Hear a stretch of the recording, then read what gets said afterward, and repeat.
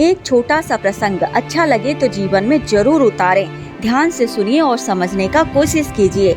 एक बार की बात है, द्रौपदी अभिमन्यु की पत्नी उत्तरा के पास गई। उसके सिर पर प्यार से हाथ फेरते हुए बोली, पुत्री, भविष्य में कभी तुम पर दुख पीड़ा या घोर से घोर विपत्ति भी आए तो कभी अपने किसी नाते रिश्तेदार की शरण में मत जाना, सीधे भगवान की शरण में जाना।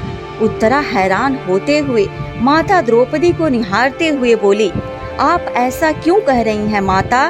द्रौपदी बोली, क्योंकि ये बात मेरे ऊपर भी बीत चुकी है। जब मेरे पांचों पति कौरवों के साथ जुआ खेल रहे थे तो अपना सर्वस्व हारने के बाद मुझे भी दांव पर लगाकर हार गए। फिर कौरव पुत्रों ने भरी सभा में मेरा बहुत अपमान किया। मैंने सहायता के लिए अपने पतियों को पुकारा, मगर वो सभी अपना सिर नीचे झुकाए बैठे थे।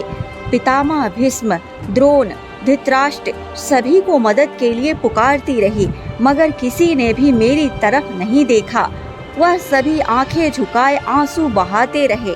फिर द्रौपदी ने भगवान से कहा, आपके सिवाय मेरा कोई भी नहीं है।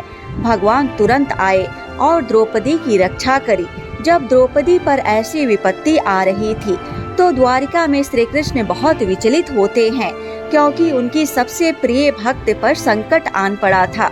रुक्मणी उनसे दुखी होने का कारण पूछती हैं, तो वो बताते हैं, मेरी सबसे बड़ी भक्त को भरी सभा में नग्न किया जा रहा है। रुक्मणी बोलती हैं, आप जाएं और उसकी मदद करें। श्री कृष्ण बोले, जब तक द्रौपदी मुझे पुकारेगी नहीं, मैं कैसे जा सकता हूँ? एक बार वो मुझे पुकार ले तो मैं तुरंत उसके पास जाकर उसकी रक्षा करूँगा। तुम्हें याद होगा, जब पांडवों ने राजसू यज्ञ करवाया तो शिशुपाल का वध करने के लिए मैंने अपनी उंगली पर चक्र धारण किया तो उससे मेरी उंगली कट गई। उस समय मेरी सभी 16,108 पत्नियां वहीं थीं। कोई वैद्य को बुलाने भागी तो कोई औषधि लेने चली गई, मगर उस समय मेरी इस भक्त ने अपनी साड़ी का पल्लू फाड़ा और उसे मेरी उंगली पर बांध दिया। आज उसी का ऋण मुझे चुकाना है, लेकिन जब तक वो मुझे पुकारेगी नहीं, मैं नहीं जाऊंगा।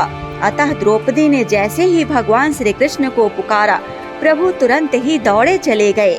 इस प्रसंग से हम समझ सकते हैं कि जब भी सच्चे मन से प्रभु का स्मरण करेंगे तो प्रभु अवश्य सुनेंगे और वो हर हाल में हमारी मदद करने आएंगे।